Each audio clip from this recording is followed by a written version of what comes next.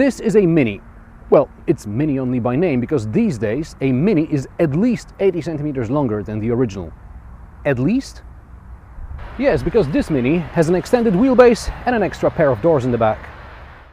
To put it into perspective, a 5-door Mini is about the size of Skoda Fabia, but the wheelbase is longer than in Peugeot 208 or Toyota Yaris. In case of the Mini, longer wheelbase does not necessarily translate into more space inside, but we'll get to that. The extra pair of doors adds about 16 centimeters to the overall length, which spoils the proportions when you look at the car from the side. But at an angle, it's fine. Extra centimeters add a few dozen kilograms depending on the engine version, but the effect on fuel economy and acceleration is negligible. The boot grows from ridiculously small 211 to still nothing to write home about 278 liters. The boot space is quite flexible though, with a double floor which you can mount in 2 positions, and the back seats can be folded not just flat, but also locked at 90 degrees, making the boot bigger, and sitting in the rear less comfortable. Passengers in the back are still a bit squeezed. Of course, compared to a 3-door Mini, access to the back is luxurious, but rear doors are short, and therefore access is not as easy as in the Fiat 500L. And 500L is a 5-seater, whereas the Mini, well, it says it's registered as a 5-seater. However, legroom remains very tight, especially for a 5-door car. You will be excused for failing to spot the longer wheelbase. In the front, the dashboard remains the same as in the 3-door Mini. If you haven't seen the new Mini, the window switches were moved from the bottom of the center console to the doors, speedo is gone from the center display, it is now in front of the driver along with the rev counter and the fuel gauge.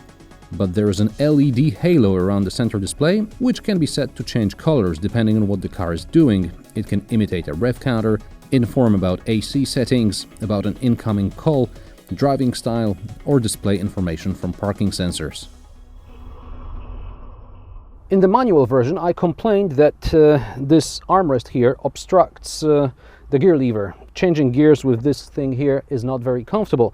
Well, with the automatic, this problem is gone. However, another problem remains, and that's the problem of the key, which I now have in my pocket, but I'm not going to take it out because I can't be bothered. Basically, you have to take the key out to open the door, to unlock the car, and then there is nowhere to put it. There is no like an ignition slot or any slot to put the key, and you have to put the key back in your pocket because you start the car with a start switch, the red pulsating switch here.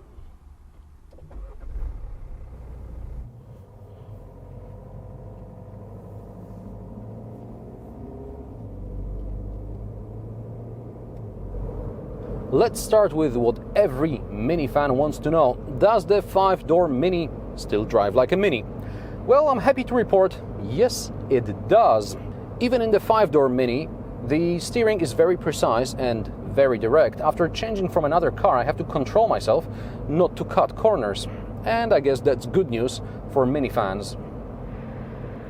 Although I prefer the Mini with a stick shift, where the car does automatic rev matching for you in sports mode, the automatic here is quick and smooth, and I guess it better suits a car which may be used by a family. Here under the bonnet is a 2-liter 4-cylinder diesel which produces 170 horsepower, and it propels the Mini from 0 to 100 km per hour in just above 7 seconds. The manufacturer claims the combined cycle in this car is 4.1 liters per 100 kilometers. I reckon 6 to 7 liters per 100 kilometers is more realistic. The most powerful 4-cylinder diesel, as well as the most powerful 4-cylinder petrol engines, are expensive, unfortunately. I'd drop the S and stick to the Cooper with 3-cylinder engines. You'll save yourselves around maybe 4,000 euros, which is about a third of extra kit on this car, and performance will still be solid. Plus, you won't notice that you're driving a 3-cylinder engine, and by the way, a tuned version of the 3-cylinder engine which is used in Mini Cooper powers the BMW i8. Think about that. Visibility in the back is good. Comfort, surprisingly good. This Mini does not crash. It's got very stiff, but at the same time very springy suspension. Good dumping, I guess. The noise is a bit of an issue because the windscreen is almost vertical, so you get a lot of wind noise.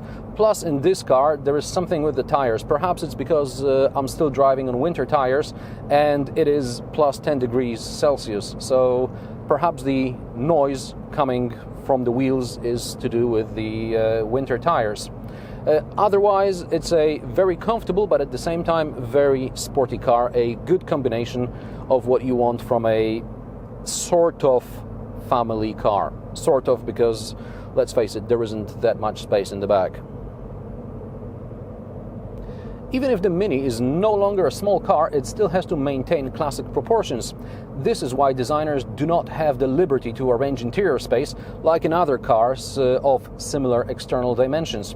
This is why there is a ton of space before the driver, in front of the driver. The roof goes very far to the front, the windscreen is almost vertical, and when I arrive at the lights, I have to lean forward to actually see what's going on. Also, rather thick A-pillars are of no help when it comes to visibility in the front. They're very thick, and I may have Harman Kardon speakers on this, but I'd rather they be a bit thinner. But again, this has to do with safety. And because of these classical proportions, the relatively long wheelbase is not much use when it comes to legroom in the back or boot space. Fiat 500L designers didn't have that problem. They just designed an ugly car, but at least it's an ugly and practical car. If you want a Mini, you have to compromise. And even Mini has to compromise, and a 5-door version is the best example. A growing number of young people can no longer afford a Mini before they start a family, and middle-aged people for whom kids are no longer an issue, well, they are tempted by competition, which will soon include a much cheaper but also stylish 5-door Fiat 500.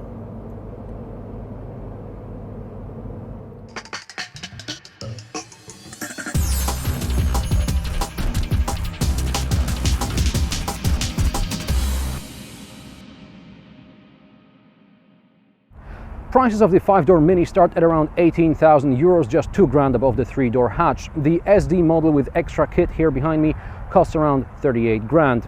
I get it why Mini had to do a 5-door model, but can I please have my 3-door hatch? Watch more of my reviews and subscribe to my channel. Rate, comment and share my videos. New episodes every Friday. Thanks for watching, and I'll see you next time.